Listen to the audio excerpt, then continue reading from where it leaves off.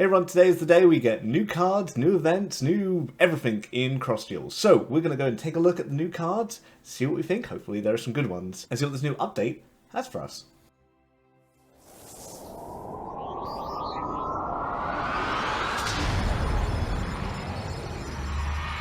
Okay, first of all we need to roll a times 10. As usual. Alright, come on, times 10. See? You notice there? It literally, it looked like it was going to pull some times 25. I was like, no, times 10.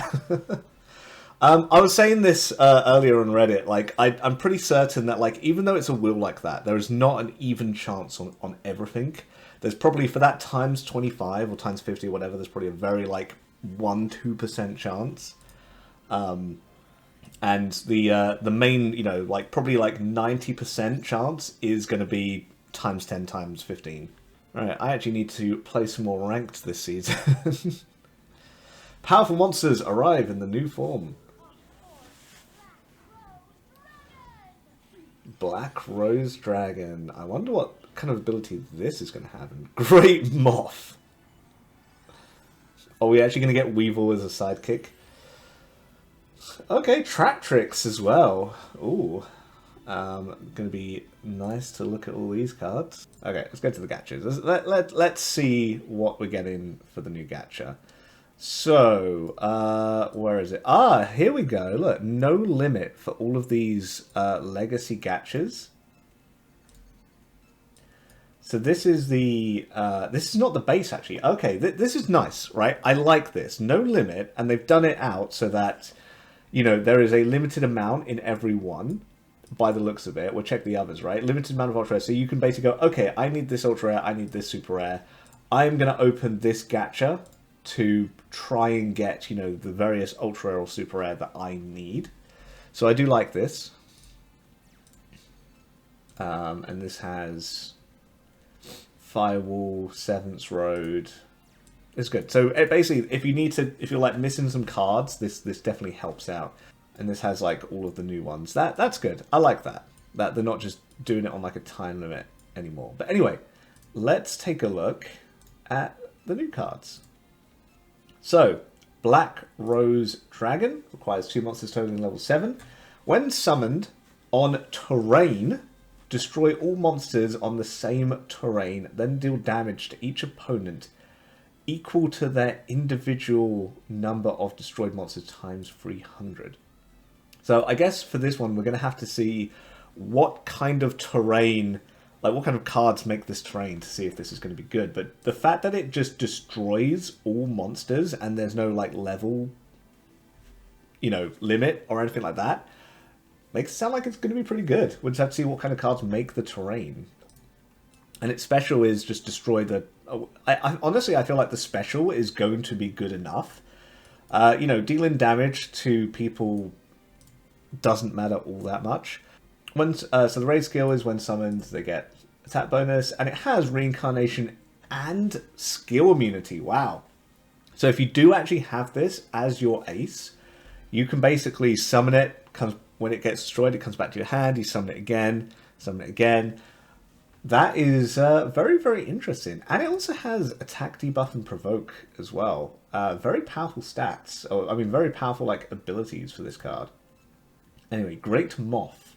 When summoned, select 2 opponent monsters on forest terrain and transform them into Cocoon of Evolution, which is a 0 attack, 2000 defense.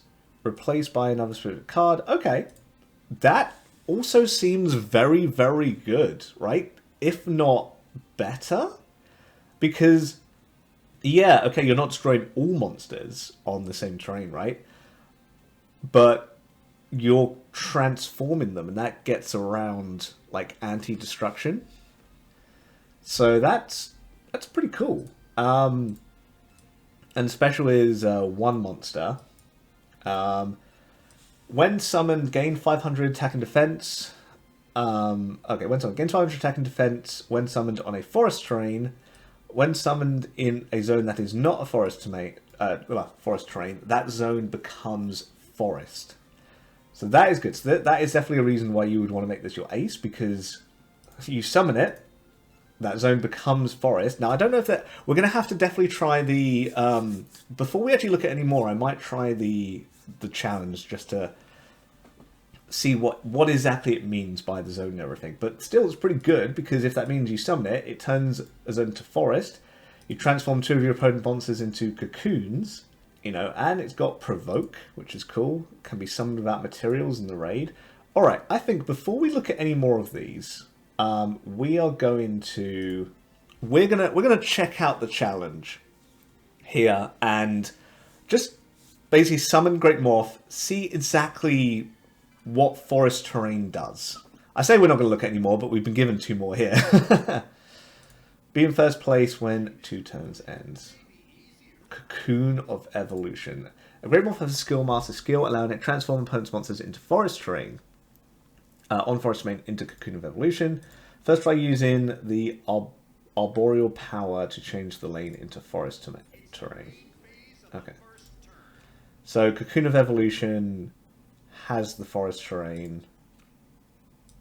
That has the same thing. They all have the same thing. Okay. So I guess we're just going to summon all of these in defense mode here.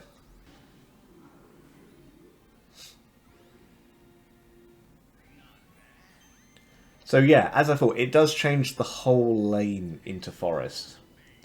And it does not get the boost immediately. Right? It doesn't get the 500 attack defense boost straight away. Which is important to know. Okay.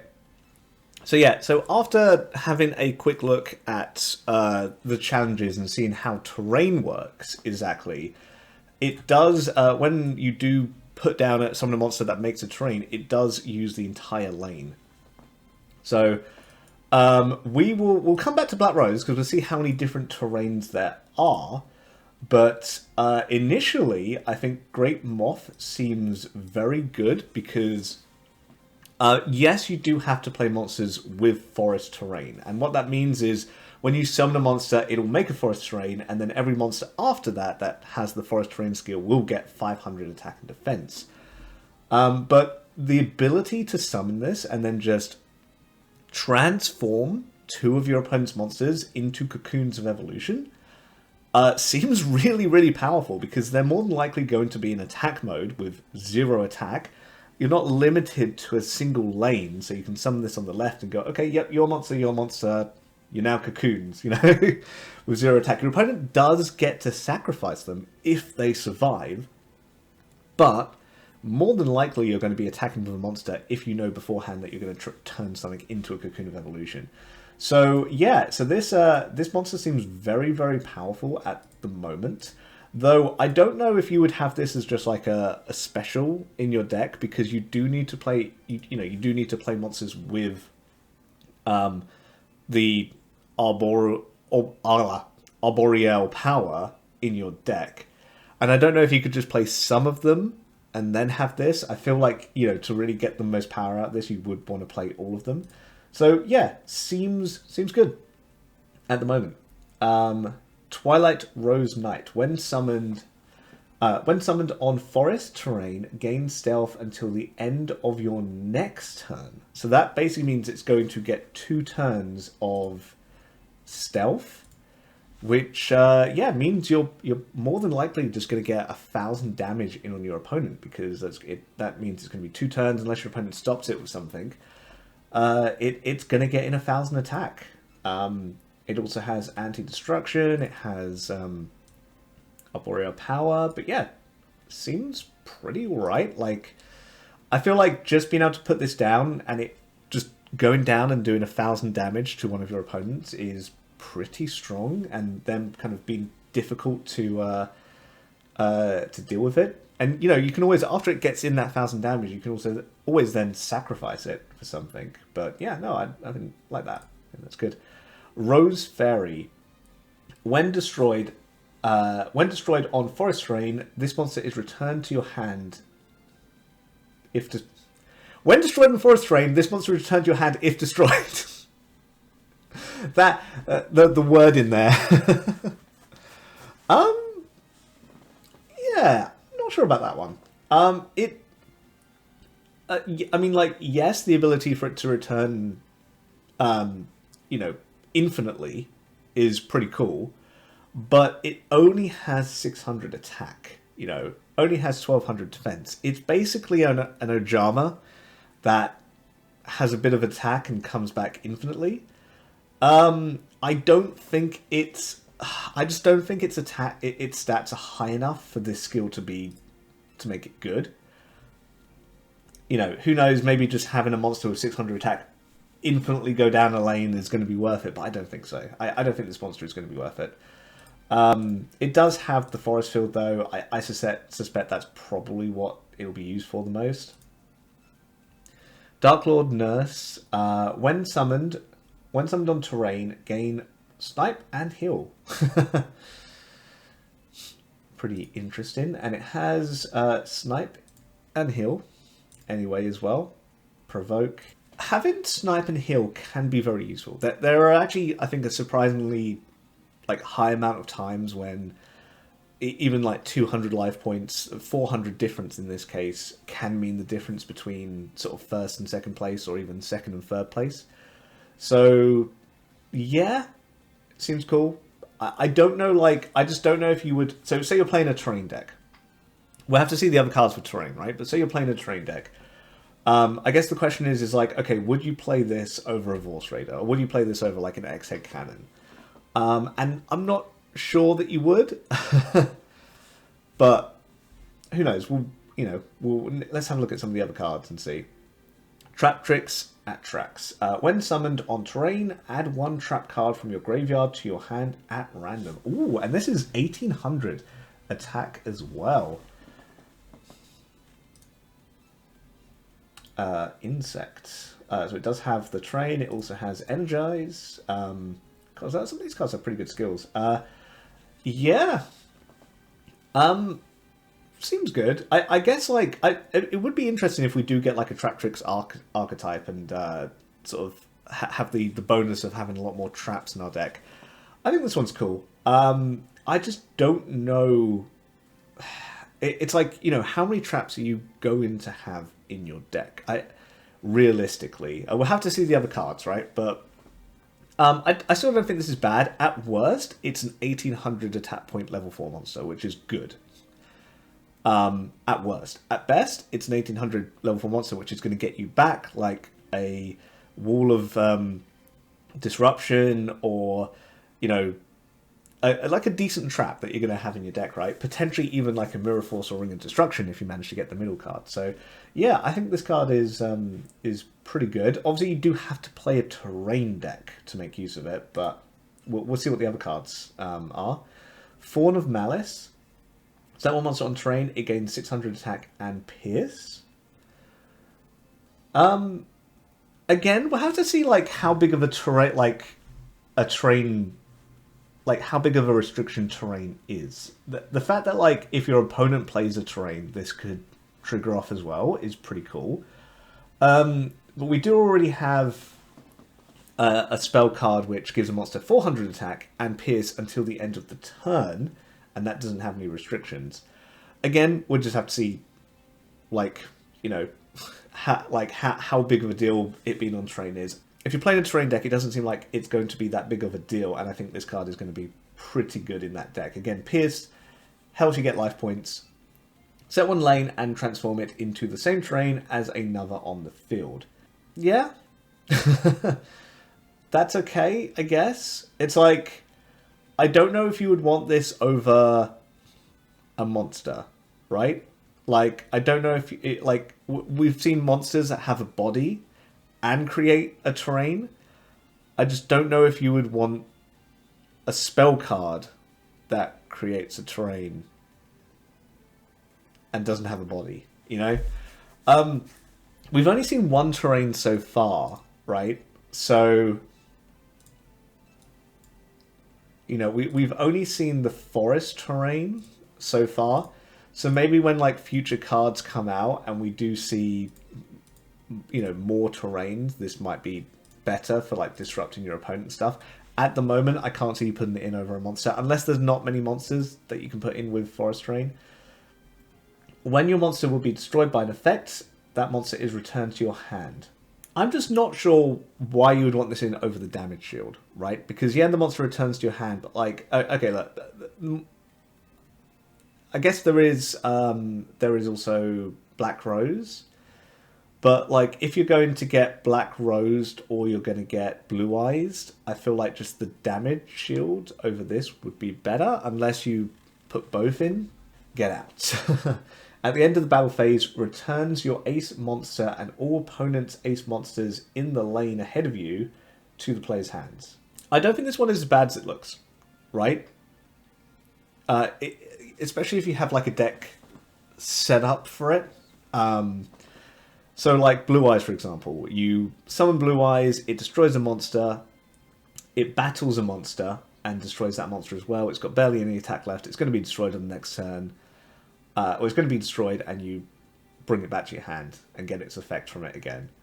Or Black Rose, for example. You know, I think the most thing I'm thinking is Black Rose and Great Moth, you basically get it back to your hand and you just have it there as like a disincentive to your opponent. It's like, yeah, look, if you attack me, I'm just going to Great Moth you again, transform your monsters into cocoons, or I'm going to just Black Rose you again and destroy your stuff. I mean, especially with Black Rose can only destroy a lane. So being able to bring it back and then destroy another lane does have its uses. I'm just not sure if you want to waste a card to do that. So yeah, we'll see. We'll see with that one. Witch of the Black Rose, 1700 attack, which is good, and it has the forest terrain, which means if you summon this on forest terrain, it is going to go up to 2200. I think this card is pretty good. Has healer, which means it's going to be good for the healer deck. Has seal. Yeah, I think this is it's pretty good rare. Blue Rose Dragon, again, 1600. Forest terrain, has intimidate, has super speed as well, which is cool. Nice to see more dragons as well. But yeah, also seem good. I think 1600 is good enough. Summon it on the forest terrain, it goes up to 2100. Cocoon of Evolution. I mean, again, summon this on the forest terrain, right? And it goes up to 2500 defense. Not to mention it has Detonate and Curse. You know, and immunity to position change. Yeah. Again, if you're playing a trade deck, seems pretty good. Another 2000 defense monster with terrain and immunity to destruction effects. I think just the immunity to destruction effects on this card is going to make it almost like a must put in for most decks. We already have one 2000 defense monster with immunity to destruction. This is the second one. Having a second one is really, really good to defend against like Blue Eyes and plays like that. So I can see this just being in most decks, even if you're not playing like a terrain deck. But if you are playing a terrain deck, having it with terrain is still really good. 1300 attack, 2500 defense. Yeah. I can definitely see how terrain decks are gonna be good. Ah, here we go. Look, forest. Set out to 2 lanes and transform them into forest. This just seems a lot better than the super rare card that we saw before at the moment, because there's only the forest terrain at the moment. But yeah, I feel like this card is probably worth putting in. Basically, yeah, it doesn't have a body, but it will mean that 2 monsters that wouldn't have gotten the 500/500 buff will get the 500/500 buff. So you can kind of consider this like a delayed 1000/1000 sort of worth of stats that go onto 2 monsters that you summon. Yeah, I think this card is alright. You'll probably play in a... Will you play it though? That's a good point. I'm not sure if you will play this in a forest deck, in a terrain deck, because if you do not draw this early, it's a dead draw, right? If you don't draw this early and you're already summoning monsters down into your lanes to defend or attack or whatever, this is just a dead draw. Like the terrains are not forest terrain anymore. So maybe in the future, when more terrains come out, yeah, you might put this in. 1000 attack rockets. So one monster with 1000 attack or lower, it gains 1000 attack. Okay.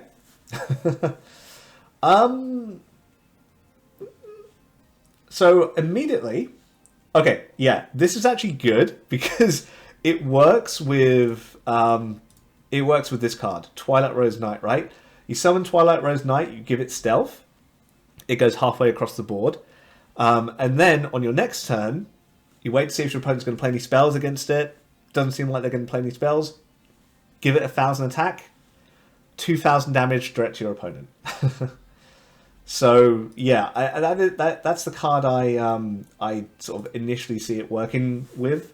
Otherwise, if not for something like that, I think this is a card to play with monsters that have been given stealth. There's also that trap card that we saw that lowers monsters' attack by 1,500, gives it stealth. I think this card is meant to be played with things like that. Otherwise, you've got, what was it, Rightful Magic, which just decreases a monster's attack by 800, which is just generally better, but if your deck is set up with certain monsters like that, then this card is pretty good. Set one monster, it gains Reincarnation. Ooh, I think I'd have to have a look at like the monsters where this would be good with, right? Well, I'd have to look at the monsters that have the anti-negation skill, because you would ideally want to play this on one of those monsters. I don't think you would want to play this on a monster that is just like 1900 attack, Force Raider, X-Head Cannon, whatever. I think in that case you would rather just play another monster with that stats, right? But this also links with I forget the card, the one which basically removes negation from all your monster skills. It also kind of works with that as well. But yeah, I'm not sure about this one. I think I'd have to have a look to see what monsters have that anti-negation skill. Mainly what aces have that anti-negation skill, because if you're just going to play this on a monster with anti-negation, it's going to be the same as just playing it on like a normal monster anyway. Yeah, so have to have a look at that. At start of battle phase, if there is Forest Train in a lane ahead of you, all opponent's monsters in that lane lose 1,000 attack and defense. Pretty cool. This is kind of like, I guess, a worse version of the Inventor card, where you just need to trigger Inventor 3 times to use it, and everything loses 1,500. Although there is 1,500 attack, this is attack and defense. If there's a Forest Train in a lane ahead of you... Okay, no, actually, no, this actually might be all... Yeah, actually, okay, no, this is all lanes. All lanes where there is a Forest Train. So I think this card is actually pretty good at the moment, especially when we only have the Forest Train. This card is... I mean, more than likely, if you're playing a train deck, all the lanes are going to be trained up, right? And then that means that whenever you play this card, all your opponent's monsters lose 1,000 attack and defense. Pretty good for a train deck, yeah. Train decks are actually looking pretty alright. At the end of the battle phase, each opponent player takes damage equal to the number of monsters destroyed this turn. I think, at most, it's going to be 2 monsters. It is every opponent player, which means if 2 opponents are attacking each other, they're both going to take damage. Again, I think for the snipe deck, yeah. Seal of Wickedness, activate condition. When the skill of your monster would be affected by negation due to an opponent's effect, that monster gains immunity to seal negation. Okay, and that's it. Okay, so after quickly playing the challenge mode, yes, this actually is every single lane, which means if you're playing a train deck, this is going to destroy every monster in every lane coming at you. The one downside is that it does destroy itself and all of your monsters as well. So there is a big downside to this. This is obviously also why it has immunity and reincarnation, because you play it, it destroys everything, it comes back to your hand. Yeah, I'm not sure how to feel about this card. I don't think you're going to play this card... In the challenge mode, this was used with the Abacus card, right? You destroy all your opponent's monsters, Abacus flips, and you do a bunch of damage to all of your opponents. Yeah, I feel like this is probably going to fit in some sort of maybe hybrid snipe terrain deck. I'm not sure at the moment, because it destroys itself, meaning that it is not going to... meaning that it's not going to be able to go down the lane and, like, attack. So I'm wondering if it was for sure. When a monster would be destroyed, yeah, okay. So I guess you combine this with like Shield Handler, and it stops it from being destroyed. It like prevents your monsters from being destroyed, and that would work. But yeah. Oh wow. Okay, this card does require a little bit of setup, but very very powerful. People may want to put in Shield Handler for this card. And I think Great Moth is also very, very powerful as well. The fact that you can basically have both of these in the same deck seems really cool. Great Moth being able to transform as well. I'm just thinking, actually, this special, when... okay, so it does destroy all, it just doesn't do life point damage. So, yeah, very powerful cards. Black Rose does need a little bit of setup, I think, or like your damage handler, something like that to play it with. Great Moth is just generally very, very good. So yeah, very the ultra rares this time are very, very impressive compared to the last set. But anyway, we have some gems, so let's see if we can get one of them. Okay. I guess there is a 0% chance of me getting an ultra rare or a super rare. What the hell? Usually there's at least some chance, right?